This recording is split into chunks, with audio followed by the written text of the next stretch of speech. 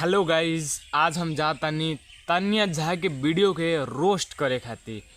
तो ई वीडियो के देखे खातिर वो लोगिन अंत तक बना लोगिन। वीडियो कहा से कि पूरा भरपूर इंटरटेनमेंट से भरल बा।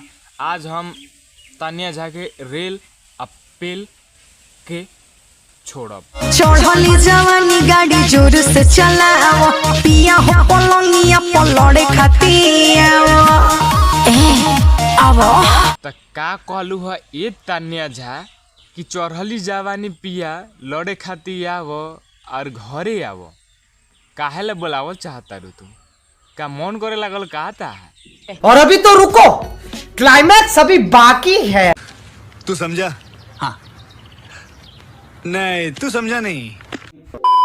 पावर ब्रेक कच्चा कोच मारो हो, राजा धोई के कमर हचा हच मारो हो। त पावर ब्रेक धके कच्चा कोच मारो हो। त ये तानिया झा प्लस में तोके भौजी कहतनी और हम कहतनी तू का चाहता रू कि एकदम भरपूरे मजा लेके अपना भातारा के सूख गईल। मजा आया और मैं ये जो मजा है हिंदुस्तान के हर व्यक्ति को देना चाहता हूँ। सोली मोरद हवा दर्द बढ़ा दो, भर पेट प्यार वाली पनिया पिया दो।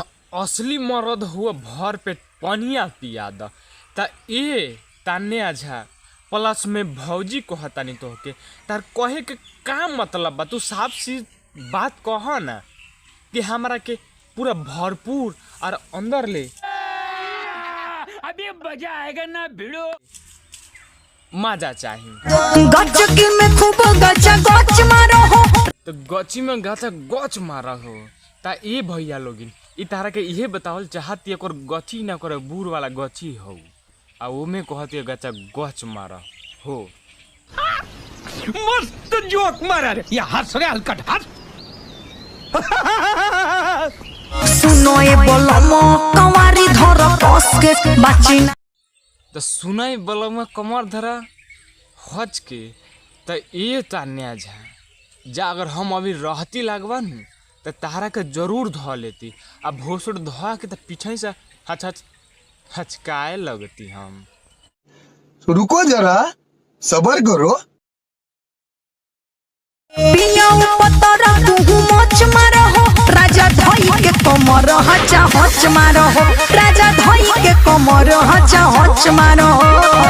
धई के कमर तानिया झा के हचा हच मारा हो। कब जीत कब पट सही न मारे सकता सोर।